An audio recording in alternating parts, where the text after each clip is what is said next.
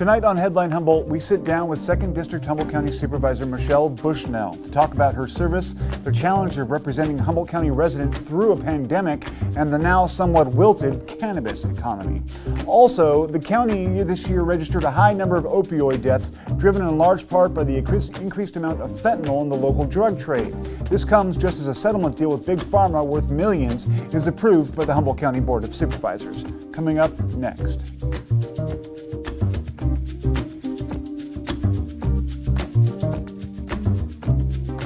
Live from the top of Humboldt Hill, this is Headline Humboldt. I'm James Falk. Thanks for joining us.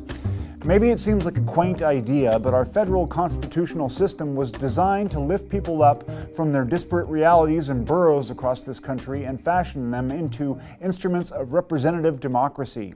Now, where the federal government is concerned, this plebeian ideal has become something of an inside joke. Such politicians, in order to get elected at all, almost universally have to be so integrated into current leadership regimes that they're virtually manufactured by political parties and special interest groups. Coming directly from one's daily life or business as Jane citizen and then ascending to the heights of power is virtually unheard of. But that sad state of affairs does not so far extend to local, city, and county governments. In these local realms where government has the most impact on your daily lives, the people that occupy those plush leather seats on the raised dais are actually your friends, your neighbors, your co-workers and competitors, the woman you flipped off last Wednesday when she cut you off in traffic. So unlike the aristocratic leadership class that so often holds power in Sacramento or Washington, D.C., folks that were raised in crystal bell jars and delivered to Ivy League schools on the heated leather seats of luxury sedans, these people can and are held accountable by voters, like it was all supposed to be. Our guest tonight decided to run for supervisor and so had to put her personal life and business on hold. Sure, she gets paid for her work, but in a time of pandemics and political uncertainty, she felt that something wasn't right in government, and rather than merely complain, she got busy and won herself a seat. How has her experience been? How has it changed her relationship with people she knew before? And where does she want to lead the Southern Humboldt region she now represents? Let's find out. For the interview, we welcome 2nd District Supervisor Michelle Bushnell. Can you hear me, Michelle? Yes, I can hear you. Good evening, James. Thank you for joining us. I know you're busy, so I appreciate your time. Of course. So we spoke, I think, just after you got elected, and I was watching the supervisors meeting, I believe, last week, and there was a really poignant moment where you were talking about how it feels to communicate with your constituents who maybe you feel like you haven't been able to serve in a particular way, and I saw real emotion on your face and real frustration. So I kind of wanted to break into a little bit about what the personal experience of being a supervisor is like, especially in a time like COVID. Can you describe a little bit about the frustrations of the job and how it's been for you? Sure. So being elected right in the heightened time of COVID, I have yet to be on the dais. Traditionally in the supervisors' chambers. We are scheduled to open the first Tuesday in January, so that's something to look forward to. Hallelujah. That's and I have yet to meet some of the department heads face-to-face or staff face-to-face, and that is challenging in itself. Forming a relationship with your department heads is essential for this job to get the answers you need for your constituents. So that's been frustrating at best. I know, the department heads try very hard, and we do a lot of Zoom, and certain ones I do meet in person, but then some just don't want to, and I try to respect that because of the COVID restrictions and rules. Yeah. So and meeting constituents is hard also. That you want to be cautious of people's wishes. Yeah. So, I mean, how has your personal life and really how have your relationships changed since taking office? I mean, do people who you've known your whole life treat you differently, or how has that been for you? No, they don't. I was a busy person prior to getting elected. I was a private sector. I have a business in Southern Humboldt, and my husband and I have a small cattle ranch in where we live, and so I was gone most days. running my business in town and would come home. Also, I was on the school board and the chamber board, and so I was quite busy. Yeah. I get sometimes more attention from people I don't know at all or have never known, which is a little different for me. But I understand, me being the supervisor in the second district, people want to, relate to their supervisor and have that connection. Yeah, absolutely. Now, talking about that meeting last week, that was involving a particular situation with the Auditor Controller's Office. Can you describe for us and our viewers what that issue was and whether it's been resolved? I can. I had gotten several calls from some constituents in the second district that hadn't received their child support payments, which through our payroll department, we employees direct payments to go to the child support division, and then it gets paid out through the auditor controller to whoever should be receiving it. And they hadn't received their these constituents hadn't received their child support for 2 months, and they were affected dramatically. They needed to buy groceries, they needed to pay their bills, and I couldn't get the answers that I was seeking for them, and it was quite frustrating. Yeah. I mean, do you think there was some back and forth between yourself and Karen Paz-Dominguez, who is the auditor and controller, to talk about improving communication and addressing some of the issues? But there seems to be a lot of background back and forth that's gone on there. Do you think the county is moving forward to ameliorate that relationship, or how would you describe it at this point? I had hoped that the relationship that the county has with the auditor controller would improve through communication. We this week I had hoped that we would get some reports out of her office and some better communication so that we could move forward for the constituents and the county and the organization. And as of yet, I haven't seen that. Okay. Are you aware that the Fortuna Union High School's district's no confidence vote, and they referred it to the grand jury?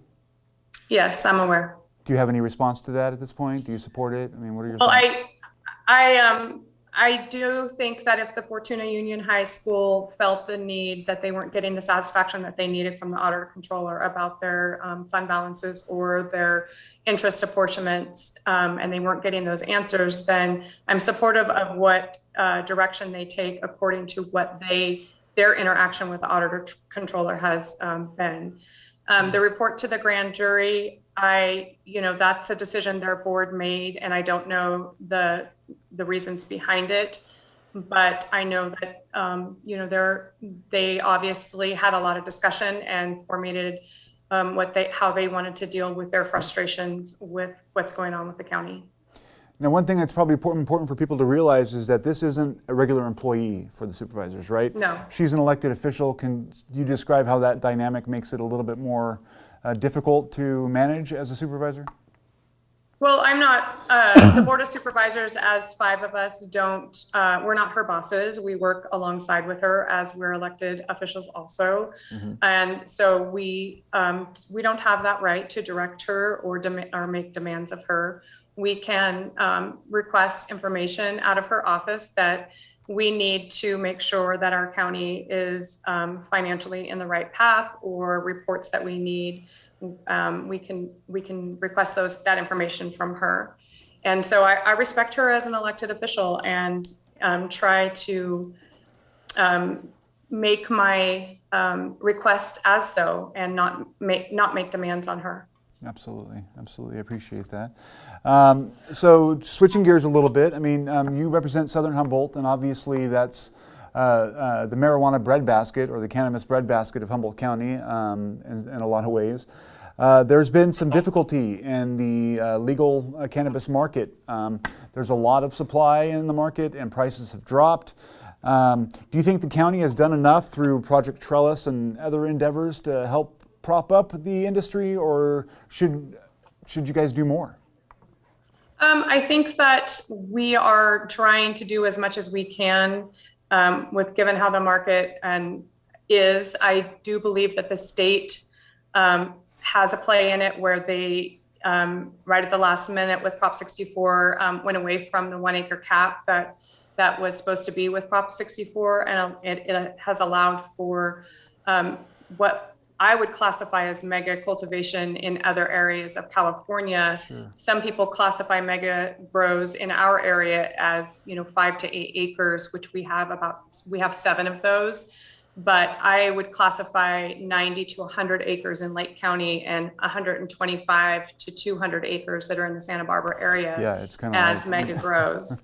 A little different, affecting the supply out there. And I think currently California produces around 2.5 million pounds of cannabis, consumers consume about 2.5 pounds of cannabis. And I think California right now is producing about 6.1 million pounds. So definitely when you have an overproduction, that's what you get is a decrease in the market.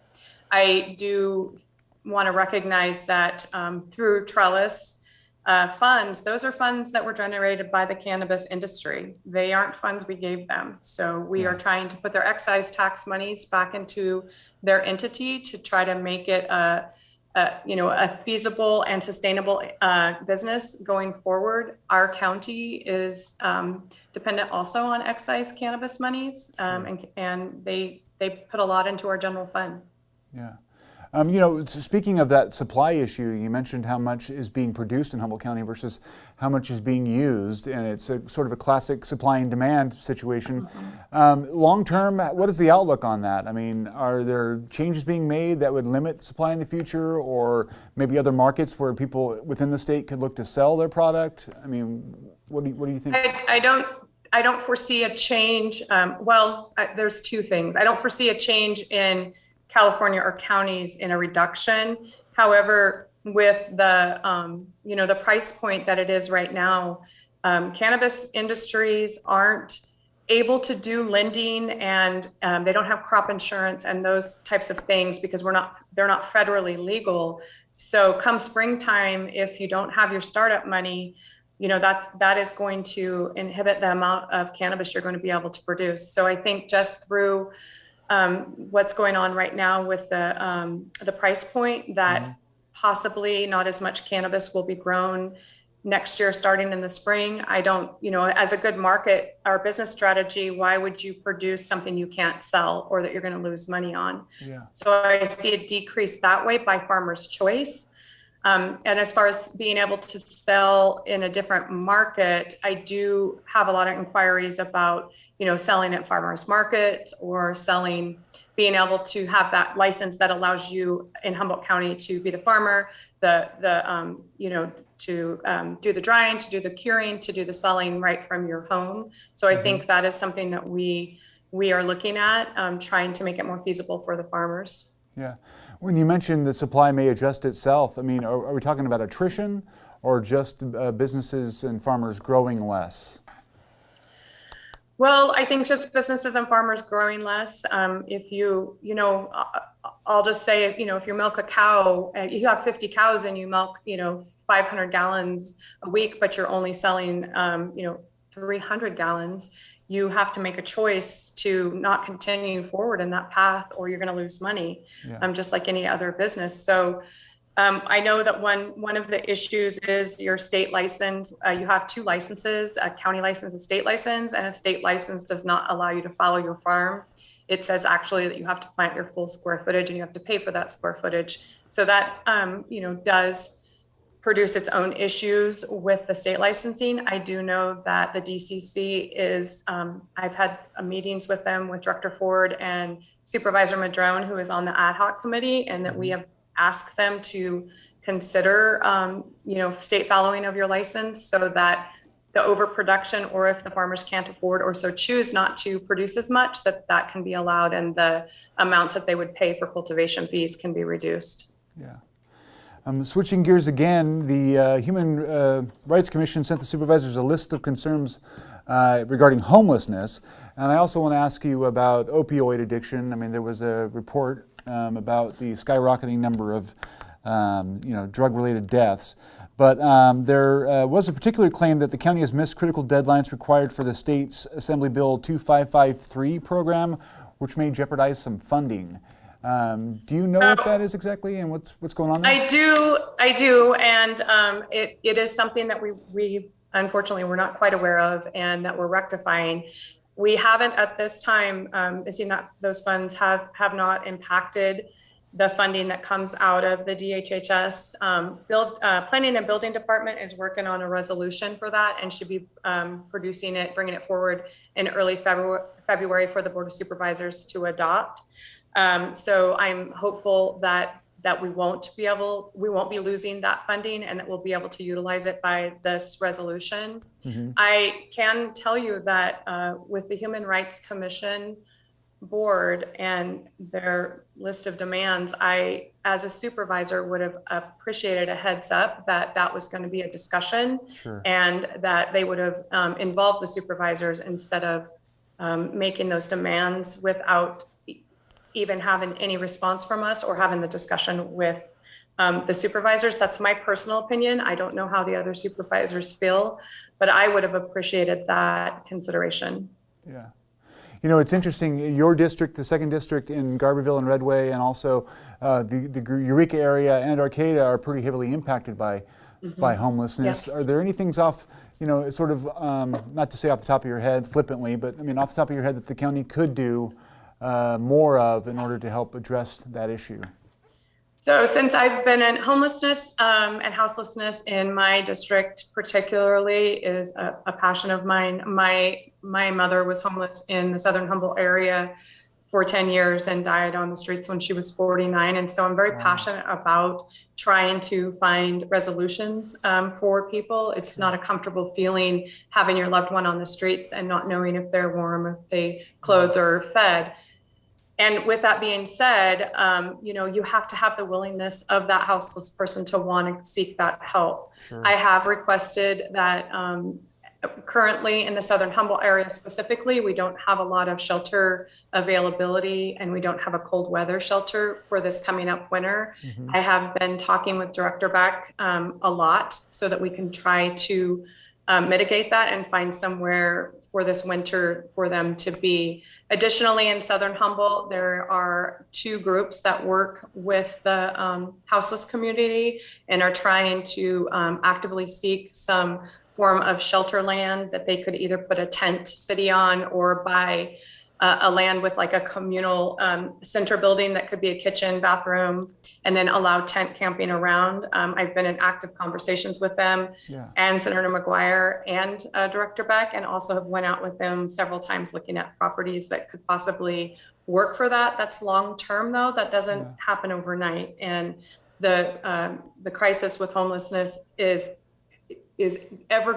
continuing every day. And so I do know that Redwood Rural Health Center was just granted $455,000 through DHH grant monies that they will be targeting that money for houseless and homeless outreach in the southern Humboldt area and to find housing solutions. So I'm hopeful that will help some of our most destitute houseless people. Excellent. Thank you for that response. I also, on a closely related issue, addiction, we have about a minute and a half left, so I want to make sure you know where we're at. But the county appears to have signed on to a settlement agreement with some big pharma companies about opioid settlements. Basically, that these companies are admitting some role in the opioid crisis, and they're ponying up some money. Do you feel like what they're paying is enough? I believe it was $18 million in the settlement that was on the consent calendar. Well, I don't know if you could categorize it enough when opioid addiction has people really have gotten addicted to opioids by doctors' prescriptions. No, bad intent meant, of course, but it's a start, and it also is a start to recognizing their play in it, and any amounts of monies that they're going to give out are a start to try to combat opioid addiction, which is such a severe addiction and often leads to street drugs and other kind homelessness, seems to go hand in hand. So whether it's enough, I don't know. Whether it can make a dent, yes. Education is huge for in the early stages, education is so important. Yeah. And recognizing that you have those problems and being able to seek help without having to pay for it if you don't have the money is super important. Amen. Thank you so much, Supervisor. We will hopefully have you back soon, and thank you for your time. Thank you for the evening and the conversation. I enjoyed it. Me too. Thank you so much. Good night.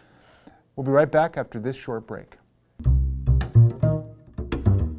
This is my mom, Rebecca. Hello. She worked as a housekeeper for 50 years. Then all of a sudden, I just got fired. I couldn't get my mom a job, but I took her on an adventure of a lifetime. Road trip beginning now. You have one chance at life. For God's sake, live it the way that makes you comfortable. It doesn't matter what anybody else thinks. This is your life.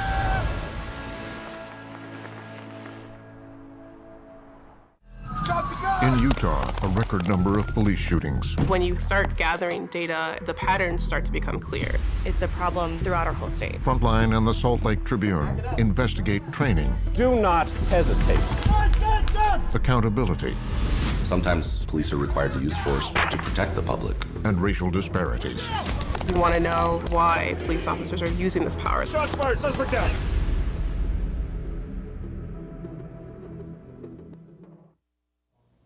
Humboldt County Public Health reported today 39 new cases of COVID-19, bringing to 9,836 the total number of residents who have tested positive for the virus. Public health officials are continuing to urge all eligible Californians aged 5 and older to get vaccinated and asking for partially vaccinated individuals to complete their vaccination series. According to data from the Centers for Disease Control and Prevention, an unvaccinated person is 11 times more likely to die from COVID-19 than a vaccinated person. The California Department of Public Health has simplified its booster guidance and is encouraging all vaccinated residents to receive a booster as soon as they're eligible. All adults aged 18 and older can make appointments at myturn.ca.gov to receive a booster dose of their choice, as long as it's been at least 6 months since their second dose of the Pfizer or Moderna vaccine, or 2 months since their last Johnson & Johnson shot. Last and only shot from Johnson & Johnson.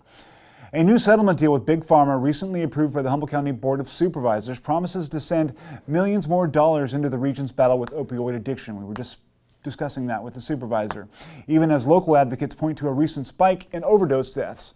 KEET TV's Ryan Hutson filed this report. Humboldt County announced $18 million in a settlement resulting from the Purdue Pharma lawsuit of 2018, with funds to be distributed to the county over a period of 18 years. Opioid addiction is a real and formidable threat on the North Coast, complicated by the addition of fentanyl, which is blamed for 2/3 of an increase in overdose deaths.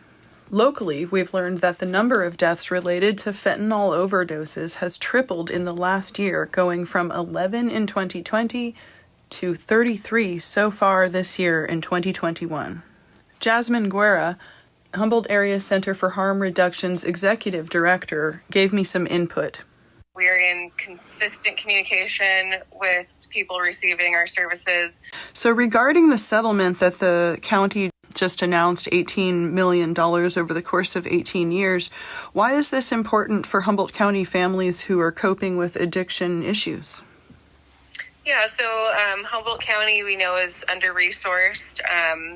We have a very high ACEs score compared to other counties. The majority of people who are prescribed opioids do not become dependent on them. What we're seeing is that, throughout COVID-19, we saw all kinds of system failures. So the housing crisis got worse, job insecurity got worse, people's mental health got worse. All of those things are part of the overdose crisis that we're seeing. So, referring to what we are seeing as a county, as a wider community, as the overdose crisis is more accurate than referring to it as the opioid epidemic, because it frames it in a more human-centered way, and it helps us think about the perimeter issues that are happening also. Low barrier treatment without an abstinence-only mindset is all part of the overdose crisis that we're seeing. While the $18 million some dollars is a huge windfall for the county, the way the money will be distributed and held is yet to be determined, according to the chair of Board of Supervisors, Virginia Bass. While there were not many details to be provided from the Board of Supervisors or County Council, Supervisor Bass told me, quote, "It really is just a drop in the bucket at a time when we need a full or overflowing bucket. For many who have lost loved ones to the disease of addiction, no amount of money could compensate for that loss. However, bringing accessible resources to Humboldt County is a welcomed step in the direction of healing." Reporting for Headline Humboldt, I'm Ryan Hutson. Thank you, Ryan. This week, after months and months of wrangling and finagling, the House of Representatives voted to pass the Build Back Better Act, a legislative package that Democrats say represents the heart of President Joe Biden's agenda.